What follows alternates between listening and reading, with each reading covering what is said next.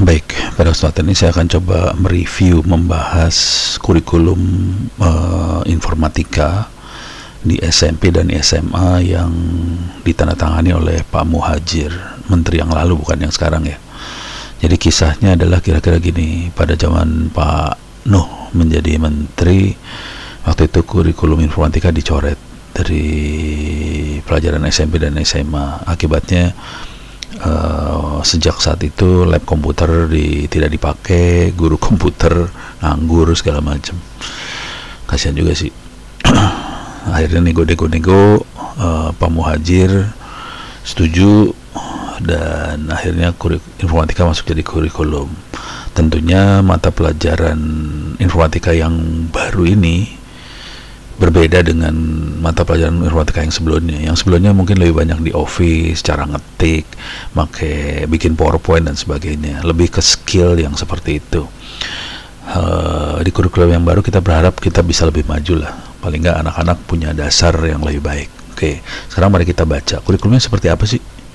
Soalnya guru yang lama pun harus di training sebelum bisa masuk ke situ.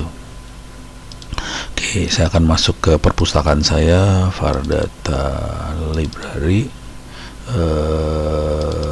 pendidikan, mana pendidikan, written law, education. Oke, ini berbagai peraturan menteri apa yang sempat saya kumpulin, bisa dilihat.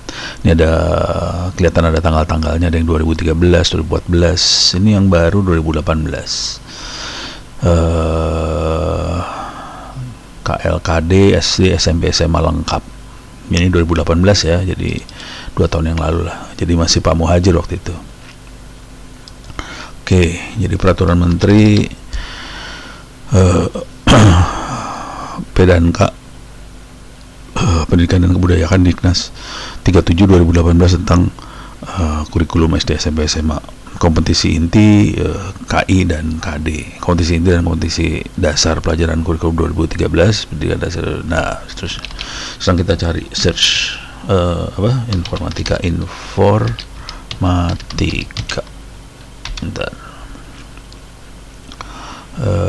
Ini ada dasar informatika, ini kayaknya SMP, ini SMA nih.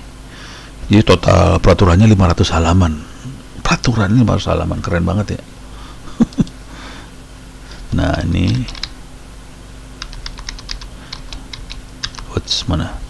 Ini kelas 7, berarti kelas 1 SMP. 7 8 9. Ini kelas 8. Ini kelas 9. Oke. Nah, di sini, nah ini SMA-nya.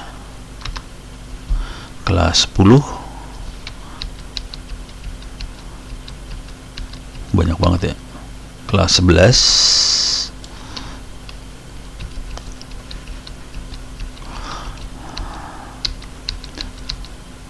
Kelas 12. Paling bawah nih kelas 12. Oke. Kita nggak akan bahas terlalu dalam, saya akan ambil judul-judulnya aja supaya kita tahu bahwa pelajaran komputer untuk SD, SMP, SMA terutama, ini SD nggak ada. Jadi di peraturan Diknas SD nggak dikasih pelajaran komputer. Sekarang kayaknya kita perlu berpikir tentang itu. Anak saya tiap hari kerjanya meeting pakai Zoom dengan teman-temannya sama gurunya. Jadi ya mau nggak mau SD juga dikasih pelajaran komputer sekarang mah ya. Oke. Sekarang kita lihat ininya apa aja, materinya. Kelas 7. Oke. Materi pertama adalah kompetisi, nggak usah. Ini dia, teknik komputer. Jadi alatnya seperti apa itu masih biasa, masih mirip sama yang lama. Teknik komputer. Terus ini yang nggak ada, analisis data. Oke.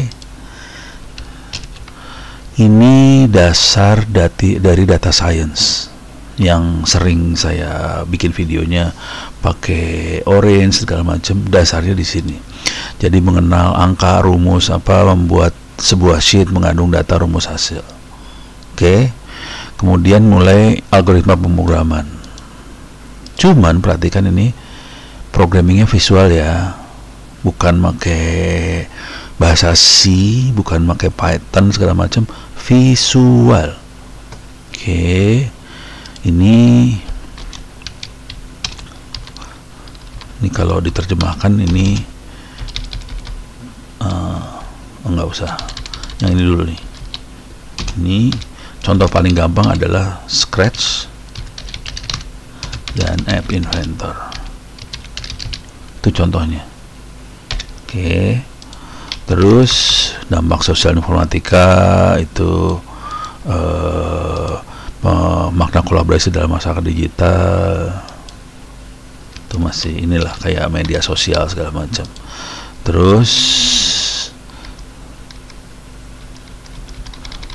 yang seratnya, nah ini yang terakhir, ini dia, berpikir computational thinking. Jadi ini hampir beda, ini lumayan beda banget sama yang yang dulu, cuman ini aja kali deh, sisanya beda ya. Sekarang kita lihat kelas 8, temanya nggak beda jauh sih,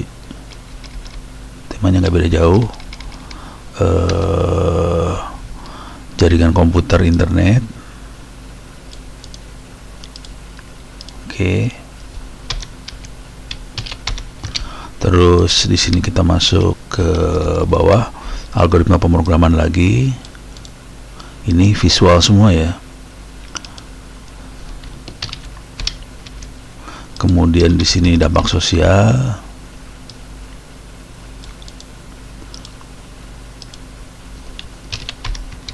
Kemudian di sini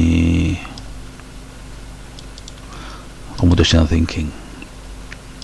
Jadi kalau kita perhatian banget computational thinking, pemrograman, dampak sosial, oh ini lupa nih, bidang lintas batas. Ini lebih ke penggunaan IT di mana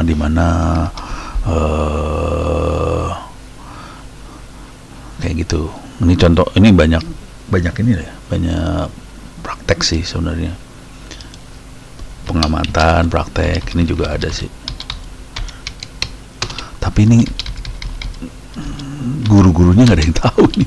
Ini jadi masalah besar nih, gurunya nggak ada yang tahu. Coba kita lihat yang kelas 9. Ini kelas 9. Ini lebih ke apa, browser itu apa segala macam, ini biasa lah ya. Kalau buat kita yang di ini udah biasa. Ini buat SMP, tolong diperhatikan, ini buat SMP. Ini lebih ke browser apa segala macam. Terus ini teknik komputer, ini masih materi lama kalau yang ini sih. Nah ini nggak ada, analisa data nggak ada. Ini udah materi baru. Jadi semuanya ada analisa data banyaknya. Algoritma pemrograman.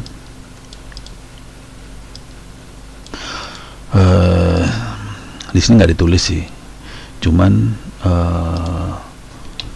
sebaiknya SMP ini kita pakainya visual programming, dampak sosial, dan terakhir computational thinking. Jadi semuanya ada computational thinking, semuanya ada algoritma, semuanya ada data science. Jadi data science-nya hampir ada di semua kelas. Computational thinking praktis ada di semua kelas, dan ini tidak ada materinya. Hari ini nggak ada materinya buat mereka. Oke. Praktek lintas batas. Oke, kira-kira itu yang di SMP, kira-kira seperti itu. Oke, kita bisa lihat SMP kira-kira seperti ini. Jadi rata-rata ada data science, algoritma, computer thinking, ada jaringan internet, komputer dan sebagainya. Jadi ini banyak loh ini materinya, dan nggak ada bukunya hari ini. Guru-guru komputer berusaha bikin buku, tapi saya kecewa sekali karena ternyata gurunya tidak menguasai bidang ini sebenarnya. Jadi yang menguasai bidang ini hampir nggak ada, ini sebenarnya dikit sekali di Indonesia ini. Akibatnya kasihan murid-muridnya yang mau diajarin, gurunya nggak ada yang ngerti soalnya. Dosennya juga mungkin nggak ngerti. Dosen yang bikin guru, jadi kan ada dosen bikin guru, tidak tahu bahwa sudah dirubah kurikulumnya sih sebenarnya. Oke, sekarang kita masuk ke SMA. Di sini dia SMA. Ini SMA kelas 10. Kita naik kelas ke SMA kelas 10. Nah, ini lebih ke Office segala macam. Yang tadi browser ya. Sorry.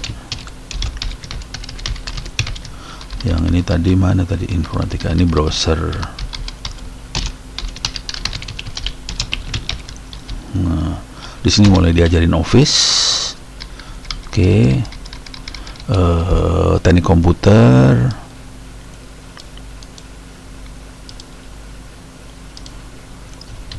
Ini yang lama nih ya. Ini masih materi lama ya.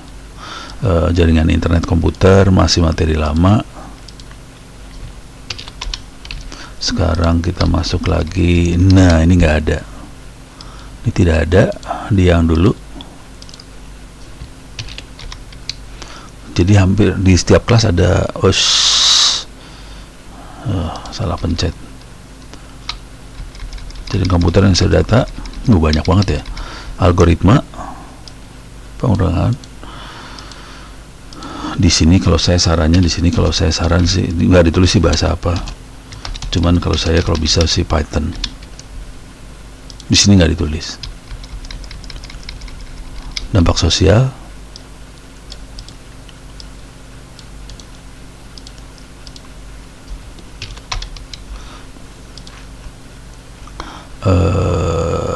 Computational thinking.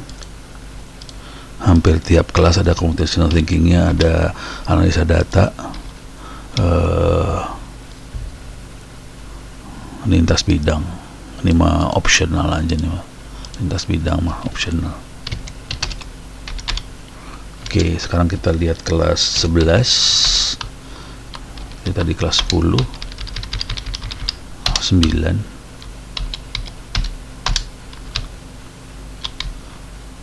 Kita lihat kelas 11. Ini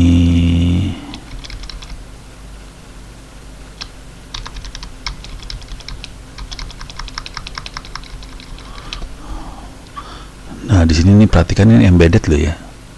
Ini udah Arduino di sini. Teknik komputernya beda loh. Di sini teknik komputer Arduino.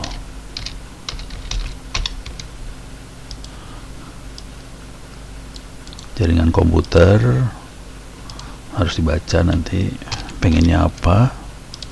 Cuman kalau mau asik ini disambungkan Arduino dengan ini. Kemudian mulai analisa data.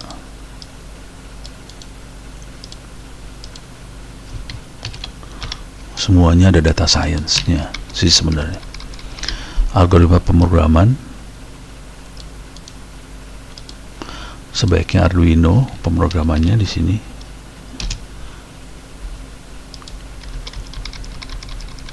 Dampak sosial.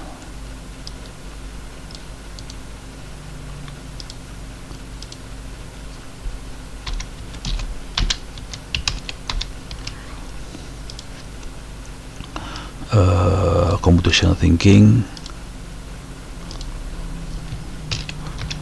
Mirip semua, tapi ini nggak ada sama sekali di mana sih namanya, di yang dikasih ke siswa hari ini hampir nggak ada semua. Jadi apa yang ada di Diknas dengan yang ada di sekolah praktis beda karena gurunya nggak punya kemampuan itu sih sebenarnya. Ini ada pemrograman lagi. Kalau saya cenderungnya di sini programannya antara C sama C untuk Arduino soalnya ya. Arduino itu C atau Python. Jadi Java segala macam Bisa kalau mau, cuman lebih cenderungnya ke arah Python sekarang ini sebenarnya. Algoritma, terus dampak sosial, computational thinking, semuanya mainnya computational thinking semua nih. Ini computational thinkingnya terlalu ini, sampai SMA aja masih computational thinking. Tapi emang sampai hari ini kita masih butuh sih.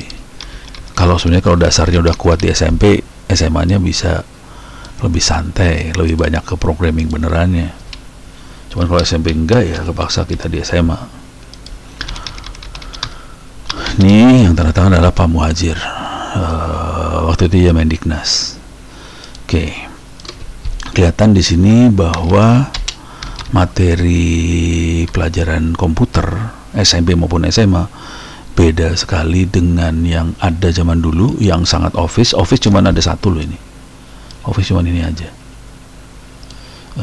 Sisanya sudah sangat analisa data, computational thinking, pemrograman algoritma. Di sini mungkin di sini masih Scratch,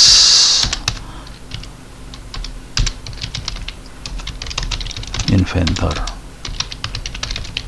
Di sini juga sama pemrogramannya.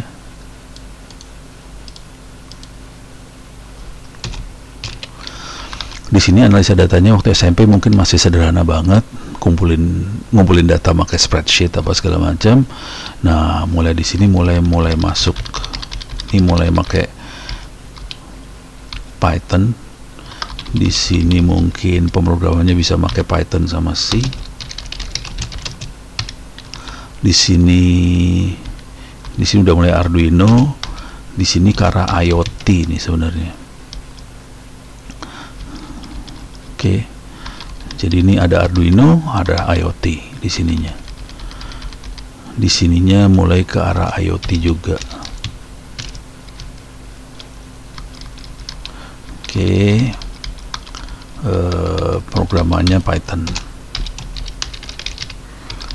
Di sini analisa datanya bisa pakai Orange. Ini kalau nggak saya kasih inilah, biar enak, biar ngeliatnya lebih enak. Ini saya kasih lihat tool yang dipakai ya, atau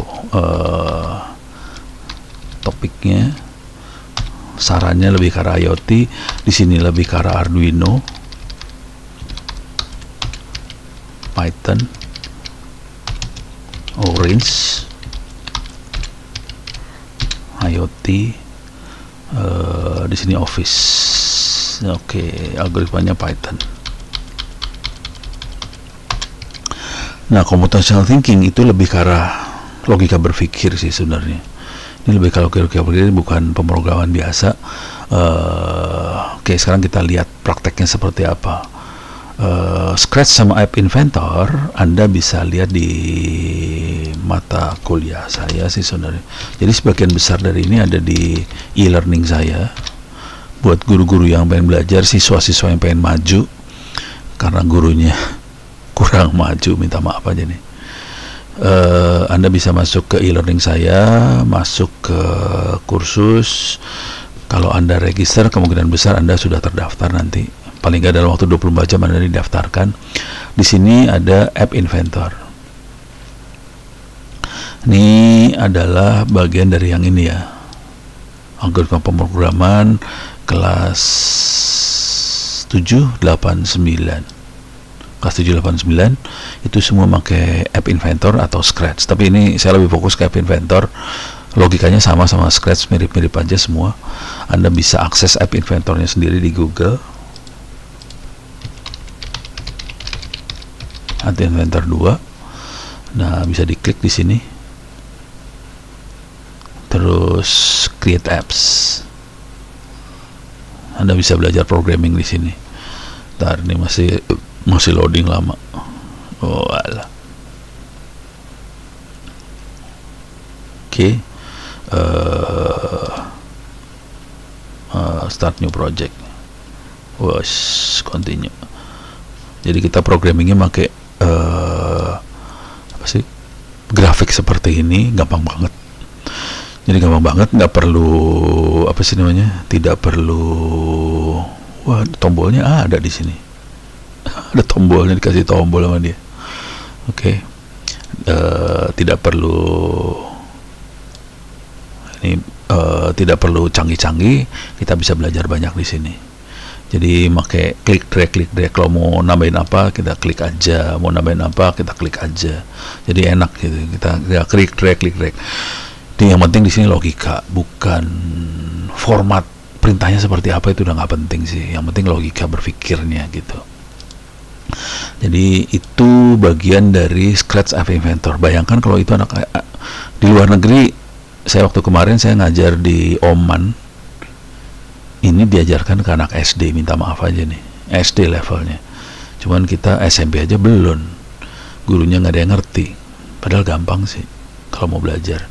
Jadi untuk belajar saya sudah siapkan mata kuliahnya. Bayangkan ini dikasih buat kuliah, di luar negeri dipakai buat anak SD, kasihan banget deh. Ini udah saya siapin pendahuluannya seperti apa, persiapan yang perlu kita lakukan apa aja. Kalau perlu daftar ke Google Play bisa, kalau mau dipublish ya, tapi nggak usah lah, ini nggak bisa diloncat langsung.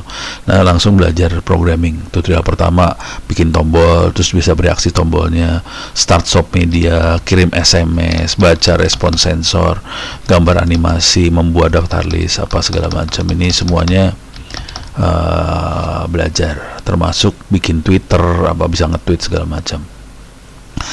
Kalau mau lebih canggih lagi, kita bisa main artificial intelligence, machine learning di App Inventor. Ini ada YouTube-nya, caranya gimana. Oke. Jadi bisa secanggih AI, machine learning di App Inventor. Kalau untuk SMP mungkin sampai sini aja udah lumayan nih, sampai bekerja dengan database. Ini udah rada SMA nih, di sini database mah. SMP mah yang lucu-lucu aja lah, bikin gambar animasi, gitulah. Oke. Jadi ini levelnya SMP, yang bawah, yang atas sedikit SMA. Jadi itu sudah saya saya buatkan e-learningnya di LMS Online Center /Moodle. Anda bisa baca peraturan menterinya, itu bisa diambil sih, peraturan menterinya bisa diambil, cari aja di internet, Permen 37 2018 Diknas, nanti dapat ini. Oke. Kalau pusing-pusing juga ya copy aja harddisk saya, ada di harddisk saya. Tenang aja, semua dikasih. Oke, itu urusannya algoritma. Sekarang urusan computational thinking. Itu paling susah, computational thinking, karena nggak ada teksnya, bahasa Indonesianya nggak ada, hampir nggak ada sih, belum nemu saya. Bu Inge mungkin yang buat, cuman nggak tahu dapatnya di mana. Cuman bagi Anda, saya udah sempat ngumpulin bentuknya YouTube, saya kumpulin aja YouTube karena saya nggak ada waktu. Di sini ada computational thinking. Oke. Jadi saya kumpulin YouTube tentang computational thinking, terutama yang suka bikin YouTube-nya ada namanya Linda Luikas. Ini kalau nggak salah orang Swedia atau pokoknya orang Eropa Utara lah. Nah, ini dia programmer, tapi dia suka sama anak-anak. Akhirnya dia bikin computational thinking ini buat anak-anak segala macam. Bukan dia aja sih, banyak yang bikin sih. Salah satu yang cukup dominan kayaknya dia yang bikin. Oke. Jadi motivatif computational thinking itu seperti apa, kenapa kita perlu computational buat anak-anak, bisa dilihat di video-video ini. Cuman bahasa Inggris semua nih ya. Jadi nanti Anda harus belajar bahasa Inggris supaya enak. Terus mulai belajar computational. Ini ada Bu Inge, ada rekamannya Bu Inge, tapi ada yang lain juga, banyak yang lain. Kemudian bagaimana cara melihat data, pattern recognition, abstraction, generalization. Jadi ini tadi yang data-data segala macam ada di sini. Oke. Kemudian belajar algoritma, belajar coding, terus Scratch. Di sini makanya Scratch kebetulan. Kalau saya tadi lebih banyak ke App Inventor. Kenapa App Inventor?